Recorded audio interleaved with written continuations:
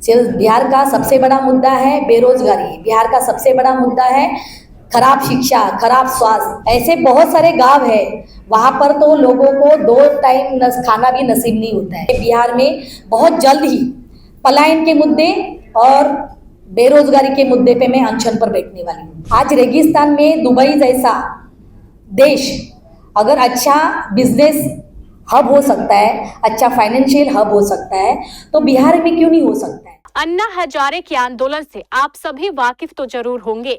अब अन्ना के समर्थक बिहार में भी अन्ना आंदोलन की शुरुआत की सुगबुगाहट दिख रही है। बता दें कि महाराष्ट्र से आए अन्ना के समर्थक आज पटना में प्रेस कॉन्फ्रेंस कर रहे थे और नीतीश सरकार को चुनौती दे डाली। अन्ना समर्थक कल्पना ईमानदार ने बिहार से हो रहे बिहारियों के पलायन पर कटाक्ष किया। विशेष जानकारी दे रहे हैं पटना संवाददाता अमलेश आनंद। नमस्कार, आप देख रहे केबीसी न्यूज, मैं हूं अमलेश आनंद।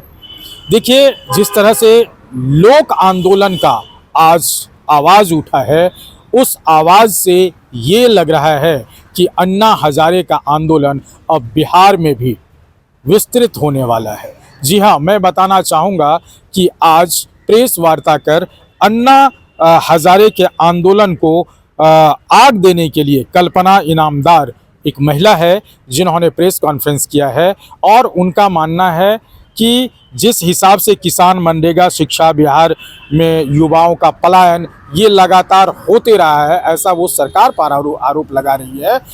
और इन बात को लेकर के अन्ना ने चिट्ठी भी लिखी है, उनका जवाब नहीं मिला है।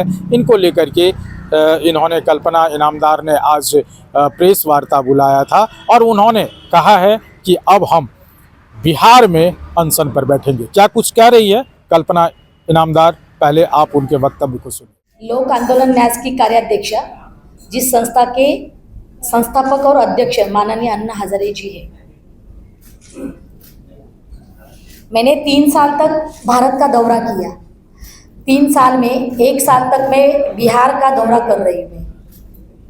बिहार में मैंने बहुत बड़ी समस्या पलायन, खराब स्वास्थ्य और शिक्षा, ये देखने के बावजूद बिहार की समस्या के बारे में जब मैंने अन्ना जी से चर्चा किया कि अन्ना जी, जब मैं बिहार घूम रही हूँ तो बिहार में ये सारी बड़ी समस्या है, तब अन्ना जी ने मुझे बिहार के बारे में या बिहार के इतिहास के बारे में बताया। बिहार गांधी की भूमि है, चाणक्य की भूमि है, जयप्रकाश नारायण की भूमि है। बहुत कुछ मुझे अन्ना जी ने बिहार के बारे में बताया। अन्ना जी ने इतना भी बोला कि बिहार के मुख्यमंत्री जो देश स्वतंत्र होने के बाद 78 साल हुए, 78 साल में माननीय नीतीश कुमार जी 24 साल 9 बार मुख्यमंत्री रह चुके हैं। कई बार डबल इंजन की सरकार भी रह चुकी है, जैसे बीजेपी की सरकार और जेडीयू की सरकार रह चुकी है। अन्ना जी ने मुझे ये कहा कि कई साल पहले नीतीश कुमार जी अपने एमएलए और एमपी को लेके रालेगंज सिद्धि में आए थे और रालेगंज सिद्धि में आने के बाद रालेगंज सिद्धि का जन सहभाग के माध्यम से ग्राम विकास देखा था, जल ग्रहण देखा था और नशा मुक्ति देखी थी वहाँ पे। तो तब नीतीश कुमार जी ने अन्ना जी को कहा था कि बिहार को मैं ये तीनों योजना लागू करूँगा, ग्राम विकास भी लागू करूँगा, जल ग्रहण भी लागू करूँगा और नशा मुक्ति भी लागू करूँगा। नशा मुक्ति नीतीश कुमार जी ने किया है, इसका तो मैं स्वागत करती हूँ। बिहार के धरती पे उन्होंने नशा मुक्ति की है, लेकिन मैंने जितना सफ़र किया है 1 साल में, मुझे ज़मीनी हकीकत पर तो नहीं लगता है कि ये बात पूरी की पूरी सत्य है। कागज पे आप अगर दारूबंदी, शराबबंदी करते हैं, लेकिन प्रैक्टिकल में ये बात सही है क्या, ये भी देखना ज़रूरी है। बिहार का सबसे बड़ा मुद्दा है ये पलायन। सिर्फ बिहार का सबसे बड़ा मुद्दा है बेरोजगारी, बिहार का सबसे बड़ा मुद्दा है खराब शिक्षा, खराब स्वास्थ्य और भूखमरी। मैंने दरभंगा में कम से कम, मैंने बहुत गांव में गई हूँ, ऐसे बहुत सारे गांव है, वहाँ पर तो लोगों को 2 टाइम खाना भी नसीब नहीं होता है। आज हमारे भारत का बिहार ये सबसे बड़ा अंग है। बिहार आज इतिहास में इतना गौरवशाली इतिहास रह चुका है बिहार, तो इतना बिहार पिछड़ा क्यों है? इस बारे में मुझे लगता है कि सत्ताधारी में बैठने वाले नेताओं को भी सोचना चाहिए। आज 9 बार नीतीश कुमार जी मुख्यमंत्री रहे हैं, 9 बार रहने के बावजूद भी बिहार का पलायन रोक पाने में वो कामयाब नहीं हुए।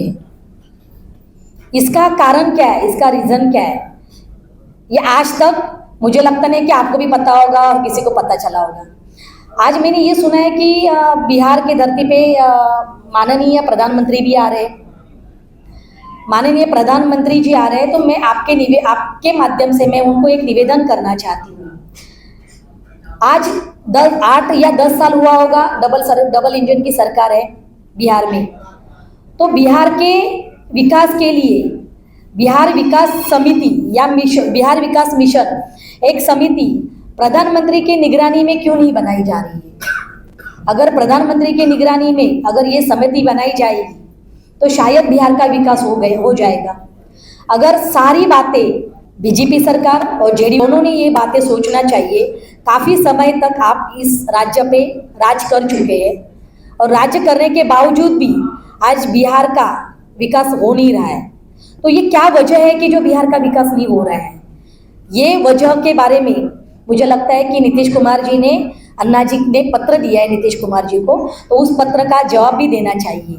और मुझे लगता है कि आज मैंने 3 साल भ्रमण करने के बावजूद मेरा सफ़र बिहार में ख़त्म हो गया है और मैंने तय किया है कि बिहार में 5 साल तक जब तक बिहार के विकास के लिए कोई भी यहाँ पे कोई भी सरकार है काम नहीं करेगी, तो बिहार में रह के बिहार में दबाव गुट बनाऊंगी और दबाव गुट बनाने के माध्यम से मैं बिहार में बहुत जल्द ही पलायन के मुद्दे और बेरोजगारी के मुद्दे पे मैं अनशन पर बैठने वाली हूँ।